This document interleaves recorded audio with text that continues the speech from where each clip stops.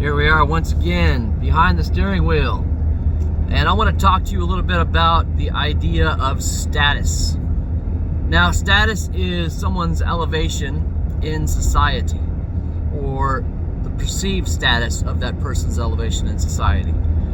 So if you would like to actually achieve your goals in life, then you need to elevate your status. Now, how you achieve your goal in life and how you elevate your status, it all seems like it's kind of like egocentric or pursued by fleshly lust of pride.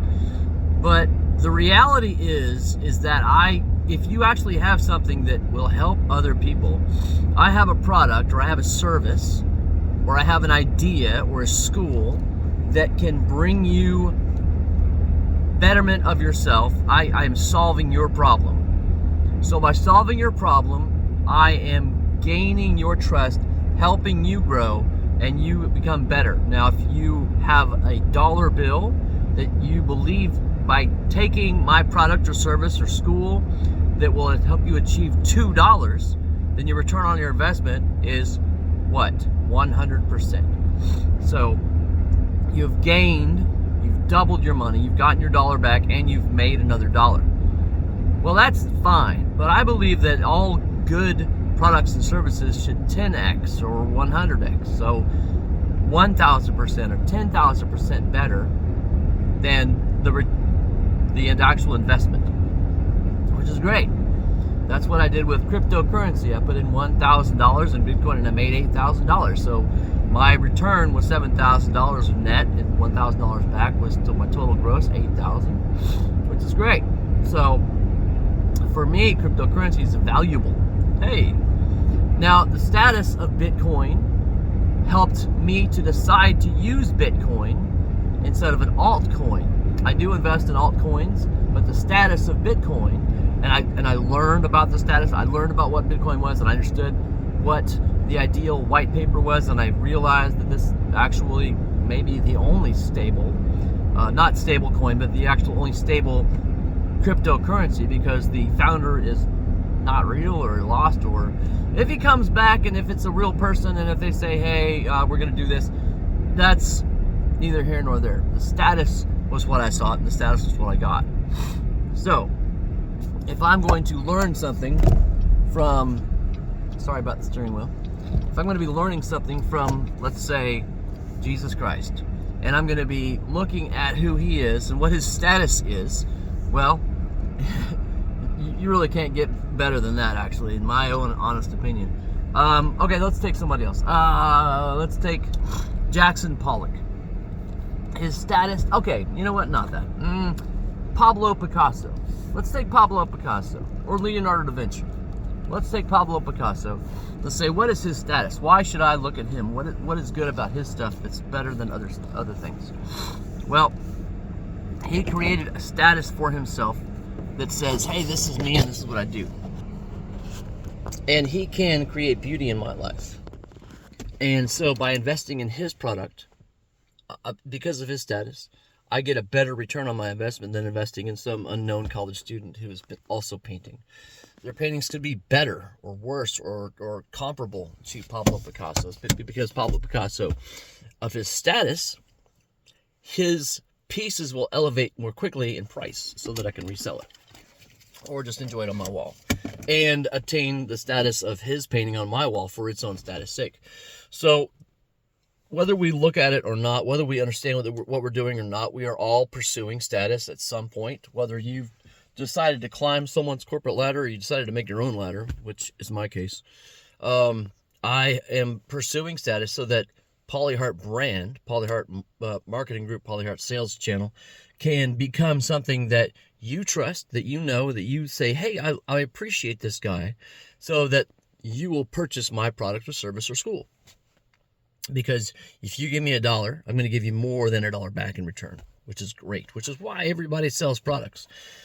You look at the guy who sells the car wash service, you know, I don't want to get out there for an hour and a half and wash my car. This guy's been doing it. This is all he does all day long. He can do it 30 minutes, and I only have to pay him $15, and I make $30 an hour, so that's 30 minutes of my time. So I'm gaining an hour of my day.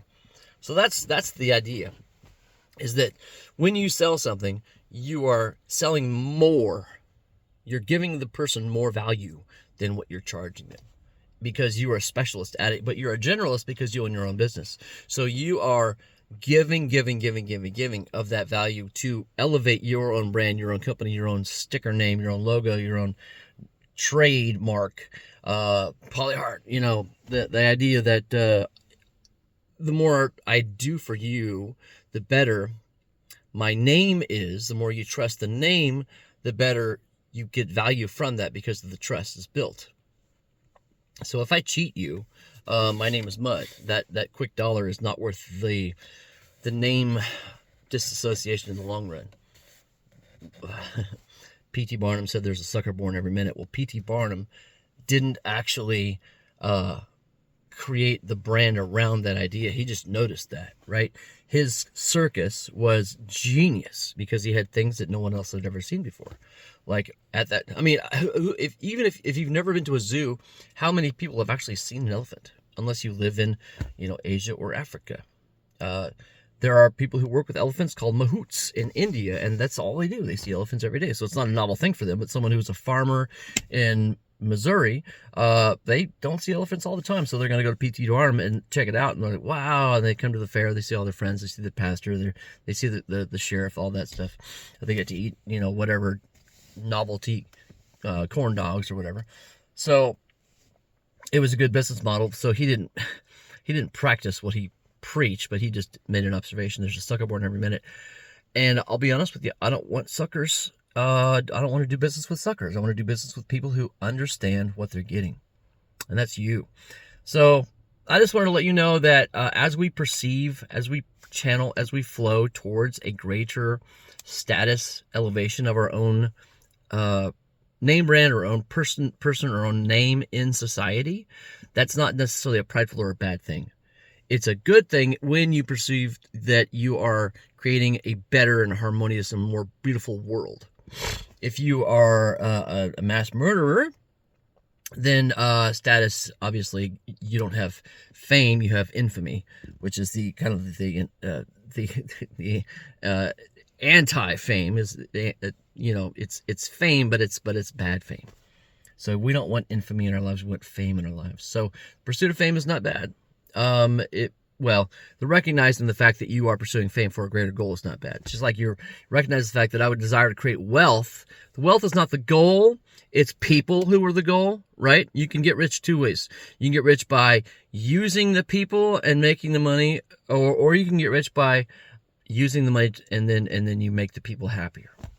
So you get the thing along the way to help the goal. The goal is people. The goal has always been people.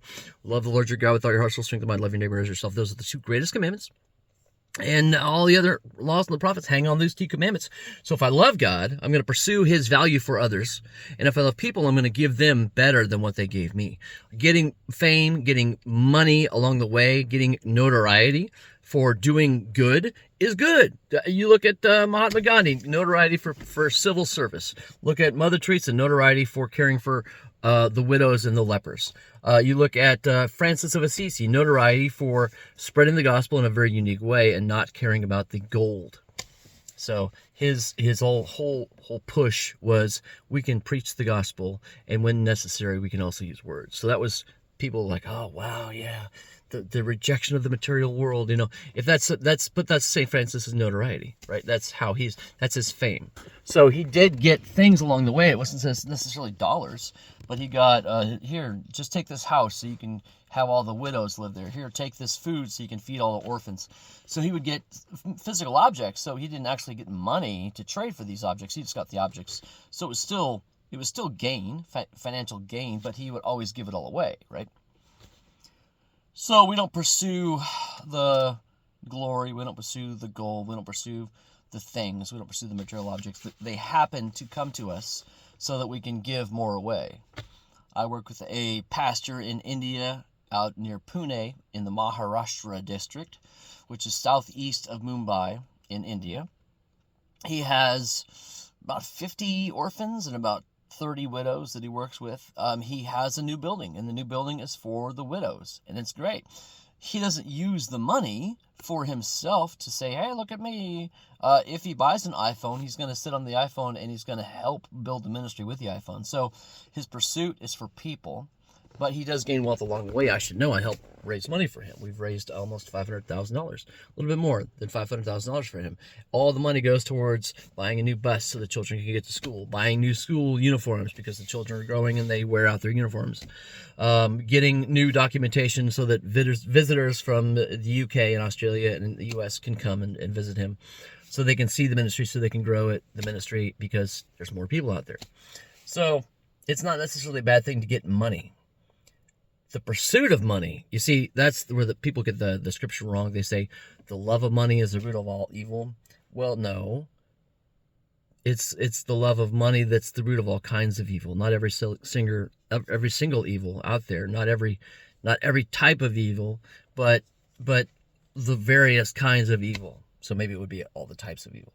I mean, if money was the root of all evil, then Satan in the garden would have offered Eve $1 or a gold denarii to eat of the apple. But it was see. So it's the love of money is the root of all different types of evil, and that's not bad. It's when you love money, it's a trap. So love people and use the money instead of loving the money and using the people. Yeah. My name is Paulyhart, Paulyhart. You can go to my website, paulyhart.com. I'm writing a book called Let Go of Being Stupid and Gain Wisdom to Change Your Future. This book is for you because all of us, the 10th grader can teach the 9th grader something. The 9th grader can teach the 8th grader something. The 8th grader can teach the 7th grader something, etc. I'm 54. I can teach the 53-year-old something. I've been on the path of owning my own coffee shop. A brand new coffee shop owner might have something to learn from me. So that's all I'm doing. I'm not saying that you are stupid. I'm saying I was stupid. And I let go of being stupid and I gained wisdom. Right? Proverbs 8:5, is it? The wisdom calls in the streets. Come to me, you who are foolish. And so that's what the name of the book is based upon. You can go to the website, letgostupid.com, or you can just go to paulyhart.com. Right now it's in the upper right-hand corner of my website, paulyhart.com. You can also see my books and my games and all the other stuff I do in my spare time. But other than that, I want you to pursue God and pursue loving people, and in that way you can raise the notoriety and the fame of your own self so that you can use and have a greater influence to help others, just like Vinod. As a matter of fact, you can go to my website and give to Vinod if you want to. He's a good man. He doesn't get the money for himself, and children need love and children need food. And it takes money to buy food. So yeah, give to the orphans and the widows. The brother of Jesus, James, he said, what is good religion? What is good religion? The one time religion is mentioned in the New Testament. Well, good religion is this: to defile not yourselves and to give to the widows and orphans. So that's the religion I practice. I ain't a Christian. I ain't a Jew. In my religion, I am a follower of James's advice in my religion. So yeah. Who knew? All right. Be blessed, not stressed.